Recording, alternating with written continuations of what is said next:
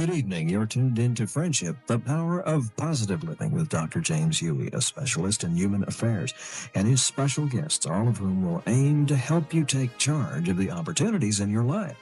Let's go right into the studio right now and join Dr. Hughey for the Power of Positive Living.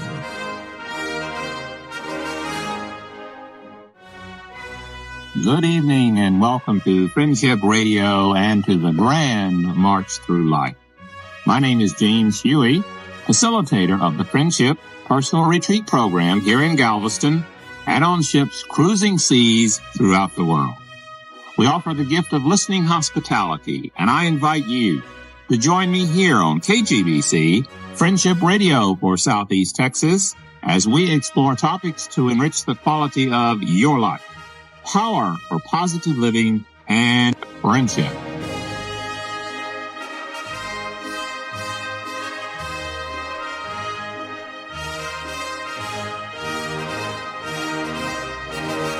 I'd like to spend some time talking with my special guest for the evening. He is Mr. Malcolm Hunter, the director of the Small Business Development Center and associated with Galveston College. One of the things that I wanted to have you on the show for several reasons. Recently, the Chronicle in Houston was reporting a survey that showed a number of people were not in the jobs that they had planned to do when they were in school. They had taken the job because it was the first one available or because the family engineered them into it. But over 50% of the people seemed to be unhappy in the kind of work they were doing because it was different from what they wanted to do. Well, based on those kinds of surveys and the dialogue that you have with people who come to the business center, do you find many people unhappy with the work that they are doing? Well, I think this is perhaps a sign of the times. In past periods, years and years ago, we found that people pretty much stayed in one career. They started with a company, or they started in a particular profession, or farmers or whatever, and basically grew up in these particular environments and stayed with them. In recent times, we find that people have become much more mobile, and perhaps a lot of those circumstances, conditions, are the fact that we are a much more transient society. We tend to move easily between borders or states throughout the U.S. Yes, we do find an awful lot of people that are dissatisfied with their position, their profession. Many other factors enter into it, and we find more and more that people are changing careers. Some statistics recently have been that it's projected for the future not to be really that unusual that people perhaps may change jobs 3 to 5 times in a lifetime, and perhaps even careers 2 to 3 times. Now, since you're differentiating between changing jobs and changing careers, what criteria are you using for that? Well, let's say that an individual within a company might be in a sales organization or a sales department of a company, and they might move from that into the manufacturing department, meaning a change of jobs, so to speak. Change of careers would be changing from the engineering profession to a consultant, or going back to school, for example, and studying medicine and becoming a doctor. So, in other words, you are seeing people who are changing, you said 2 to 3 times in their whole career pattern. Exactly. That is a major change, because I sense when I was in college that almost the entire focus was finding the career, the one that you would want to stay with for the rest of your days. And now, 30 years later, I'm finding that a lot of my friends and colleagues think changing careers, I mean, basically going like from medicine to ministry, or going from teaching to business or something like this, seems to be almost a norm. It is. It's certainly changed the demographics of business.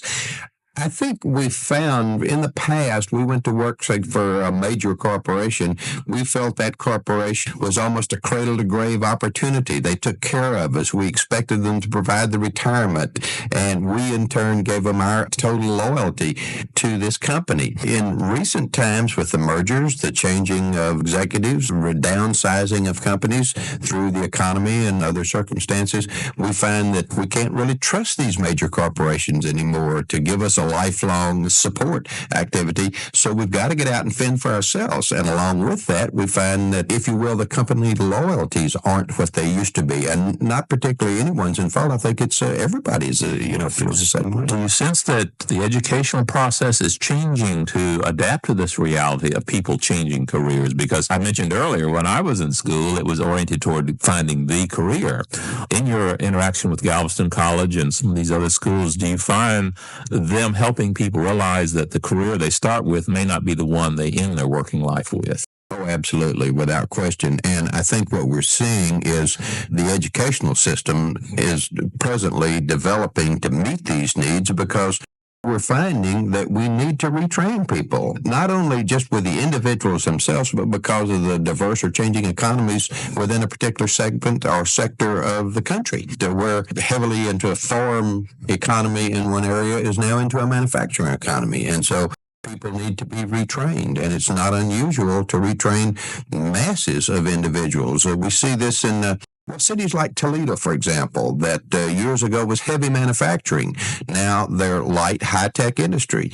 Not that they wanted to change, but economies were such that they had to change. So we've got to do something with the people rather than just move them off across the country. We no longer live in the grapes of wrath days where we pick up in our flivvers and head to California when we have a Dust Bowl situation. We retrain and hopefully stay in our own environments. And I sense that if people are into retraining, then one of the services that you offer at the Small Business Center is to try and help them try to sort out what would be some options for them as they realize that they need to make a move for whatever reason from one career pattern into another. Well, absolutely. Although we are not an area or counseling agency that you would come to and say, I want to start a business. What kind of business would I start? We sometimes play the devil's advocate from that standpoint and say, well, if you really want to start a business, do you really want to start a business? Is this what you feel your personality and your desires really are? Are you willing to spend 26 hours of every 24-hour day trying to operate this business, or 8 days of every 7-day week? And we want you to do what you feel is best for you. But on the other side, we want to make sure that we don't guide you into an area that you're going to be unhappy with. So we turn it back to you and say, well, what kind of business would you like to be in, rather than what kind of business should you be in? What kind of businesses or industries do you have specific knowledge of? Say, for example, I decided I want to make the move, and something, either my present line of work is becoming extinguished or being moved or phased out or whatever reason. And I come to you and I say, Mal, this is my dream. This is the kind of thing that I'm hoping I can do. And I sense the very first thing you're going to say, you're going to start into the devil advocate role to try to maybe clarify, crystallize, challenge, maybe all of those. Exactly. Basically, we start from that. Once you've made the decision that you really do feel strongly that you want to go into business for yourself, then we get into the nuts and bolts situation of saying, okay, the specific type of business, you want to perform this business in a specific geographic area. Is there a market for these goods or services? That seems very logical. You definitely want to see if anybody wants to buy. Exactly. Are we going to have trouble selling ice to the Eskimos? Do you have many people come in that have an idea for a business and they are in the equivalent of selling ice to the Eskimos? Not a lot, but we do run into that periodically. And in our operation down there, we never say yes and we never say no, but we certainly say, well, I think you really ought to look at this long and hard. Number one, we don't want anybody to take their savings, if you will, or go to a financial institution, if you could, and borrow money and go into debt to start a business that might not end up profitable for the individual. So we feel that our charter is to discourage as much as it is to encourage. Try and help them get in what we in psychology maybe would call reality testing. Exactly.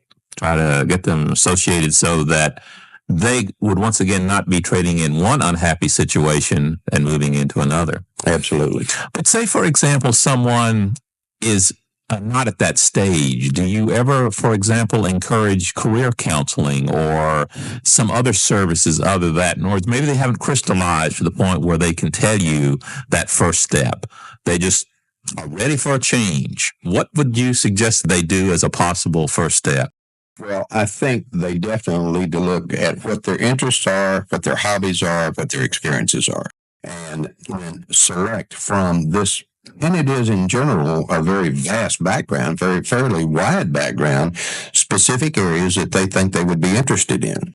Once they've defined that, and we can talk to them about it and counsel them along that line, but once they've defined this specific area down to, say, one or two options, then they need to go and get some experience in those particular industries or technical fields or whatever it may be to make certain this is what they want to do. Again, we don't want to help them into areas where they're going to be dissatisfied. So would interest play any more of a different value in the equation than, say, their experience? Or does it something that you kind of mix together?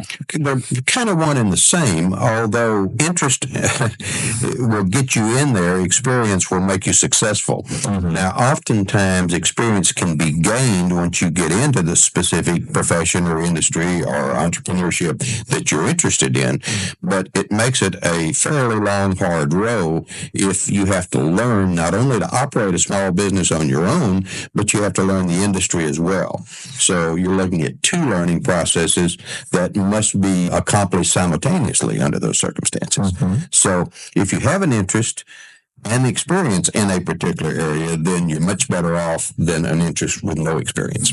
And say I have some interest and I have some experience, but they're not in the same area, and I'm just kind of thinking, I want to do something completely different. I guess I'm really trying to say, what do you do with a person who just is ready for a change, but hasn't really clarified or articulated? I've seen many people who say, go to career counselors, go and take psychological tests, interest inventories, and all of this. Is this something that you would do or something that you would encourage them to do in some other location? Well, we would recommend they go to some other location to do that because we're really not staffed or set up for that. And if you will, our experience level is not in that area as well. Basically, we're business counselors. And what we do, we get into the nuts and bolts, the nitty gritty of starting, operating, or improving an existing business. So we tend to stay away from the actual medical counseling, if that is a medical counseling area. One of the things that I frequently find as a psychologist, that a number of people have what sometimes we call magical thinking. They're very attracted to the positive aspects of small business or being your own boss, and they really don't see all of the things that go in the package. They just kind of get attracted to making my own money, taking my own time, doing exactly what I want to do, not having to take orders, almost magical, because they overshadow some of the other real nitty-gritties that you were referring to of how to run a business and how to market it, how to plan it, how to be successful in it. Let's kind of go and say we have someone who has some interest, who has some experience, and they're ready to kind of say, okay, Mal, how can I use your service to the fullest to help me get this business going? This is something I want to do because I'm ready for a change for some reason. We find quite frequently that the major number one fault area that entrepreneurs, either existing entrepreneurs in business or pre-venture individuals, run into is a lack of planning. So initially, once a person decides, yes, this is what I want to do and I'm ready to do it, and has the financial background, capability, or whatever to actually start into this endeavor, the number one thing we want to do is getting he or she on the right track with a proper business plan. Basically, the business plan is let's say a roadmap or a guideline of how I plan to operate this business, what I plan to do, who do I sell to, who are my competitors, what are my financial requirements to operate this business for the first year or 2 years and then on downstream. How do most people react when you say plan, plan, plan? Very disappointed. We don't like to plan, we like to do. But in order to do properly, we need to plan. I was thinking that probably the entrepreneurial spirit is a very active, doing kind of person. And when you mention the word plan, I can almost see the, disappointment coming to their face. Very true, very true. And we point out to them that what do you do downstream 6 months later when you started your business all of the crises are occurring and you're running from pillar to post in a crisis management circumstance, and you have no guideline in which to measure your processes, whether you have done poorly, whether you've done well, or what you've done. And basically, that's what that plan is. It's nothing more than a roadmap or a guideline with which you measure the success of your endeavor. Be it good or be it bad, you've got to have a yardstick to determine this is where I want to be. Am I achieving these goals? So it's essentially nothing more than goal setting, really. I guess the number one thing that most individuals really do need to look at when they consider starting their own business is, can I make more and be better satisfied in my own business than I can working for somebody else? And if the answer is not a positive yes to this question, then I think you're making a mistake going into business for yourself. And I notice that question has two parts. Explain just a little bit more about why you put both of them in that question. Well, number one, to make a success out of a small business, an individual or an entrepreneur must be totally and completely dedicated to what he or she's planning on doing. If they're not dedicated, if it's I'm tired of doing what I want to do and I want to do something else and I'll just jump onto this to see if it's any better, you're not going to make a success out of the business, nor are you going to achieve any personal successes within the business or within your own life. So it really is a twofold thing. You've got to be dedicated. You've got to feel like this is the one mountain that you want to climb in your life, and you're dedicated to doing that. And with that background in mind, that dedication, that loyalty, then you may have an opportunity to make this business grow. Mm-hmm. I appreciate your emphasizing both characteristics there. Over the Christmas holidays, I saw a psychologist friend of mine who has been in private practice and has decided that he wants to now go and be an artist and paint. And one of the fascinating things is now the children are grown and are leaving home, and now there's the time. So now he's going to do half-time psychology in practice and develop the other half-time in painting, trying to make the transition so that it isn't one of these, I'm going to stop producing income, I'm going to give up everything I have, and I'm going to go paint just because I happen to sell 3 or 4 paintings. So I sense that's what you're kind of finding some way to make a transition. Well, if there is that opportunity, that's by far the best of all worlds. We certainly encourage any small business owner, and especially with the financial requirements to start small business these days, and I should say totally non-availability of pre-venture funds from financial institutions, the best way in the world is to start it on a part-time basis. 2 things occur when you do this. Number one, you find out whether you really want to do it or not, whether it is as great as it seemed in initial conception. And secondly, it gives you the opportunity to build it to a level where you can then move into it on a full-time basis, and the business has the ability to support you. Most small businesses will not provide sufficient income in the first 6 months to a year to allow an individual to live off of that business. And the business itself is financially consuming, self-consuming. I've heard someone say that you shouldn't really even plan on any income for the first year. In other words, everything that you make will be taken up by business expenses and so forth. Well, not only should you not plan on taking any income out of the business, you should have sufficient capital within the business to support the business for the first year. The business is going to use capital as well. If you have to buy inventory, if you have to pay bills, you've got to have some money in the bank to be able to make those payments, especially if it's a business that you might be employing some other individuals. That payroll comes around every week, and there's got to be money in the bank to make that payment. It is amazing. Just from my own experience, I know how easy it is for money to go out, and it seems to go out a lot faster than it comes in. Unfortunately, you got to have as many write-ons as you have write-offs. I've heard another point of view, and I'd just be interested in your reaction. For those who say, I'm not going to make the transition, I'm going to go into it because I have faith. I really believe this is what's going to work, and I'm just going to jump right in, because if you don't do it, then it's just showing you're timid and you don't have faith. In other words, to me, that's not for the faint of heart. No, not at all. But basically, I think what you're alluding to is essentially the entrepreneur's caliber. That's the way they are. They want to get started. They want to do.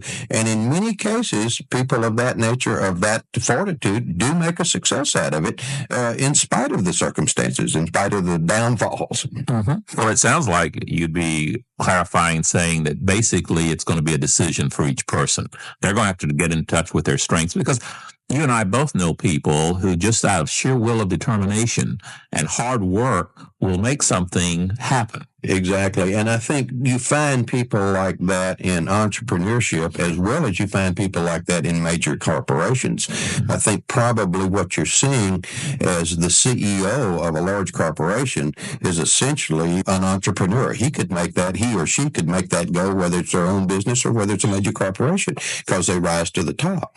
Well, I guess the real key, of course, is if you go into this to just sit back and wait for the business to happen and take care of itself. You have to really have some time and some energy and, as you say, some capital to invest. Well, there's so many things, and unfortunately with small businesses, and I hope this doesn't sound totally negative because I don't mean it that way, but we find that an entrepreneur is an expert in their particular field, meaning they may be the number one engineer in the world, or they may be the number one controller or financial person in the world. But they may not be the best salesperson, and they may not be the best purchasing agent, and they may not be this, that, and the other.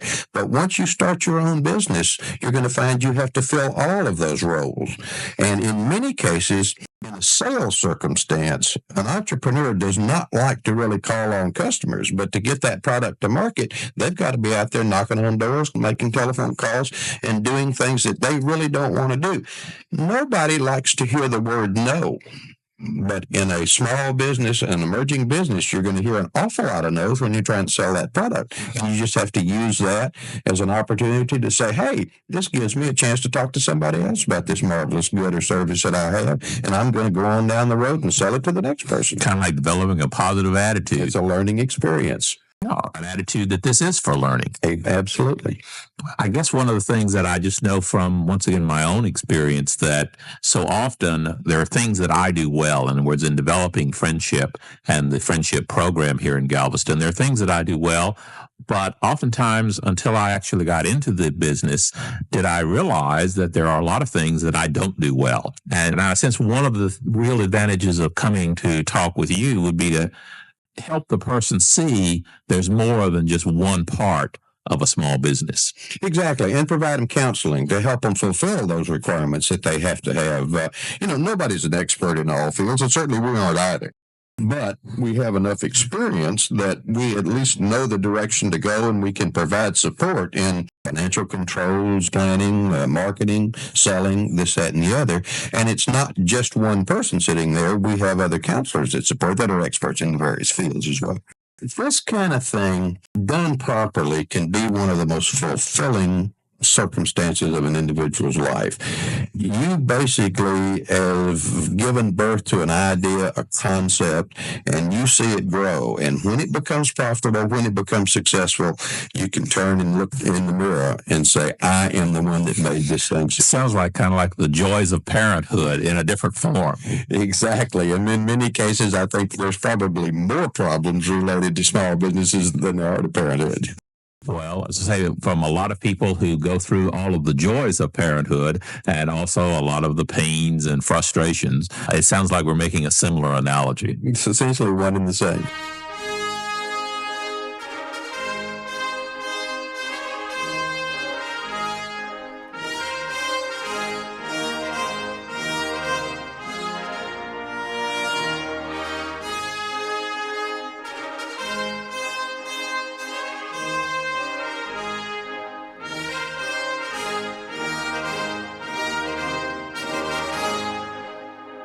Well, it seems as though the evening has come and gone so very, very quickly. I've just thoroughly enjoyed chatting with you, and I appreciate your contribution in helping our audience to see the kind of birth and development of a small business as an extension of themselves, something that they can plan and something that can grow as people do. And I hope next Thursday you will be back here on KGBC for the Power for Positive Living. This is your host, James Hughey, thanking you again for joining us. Good night.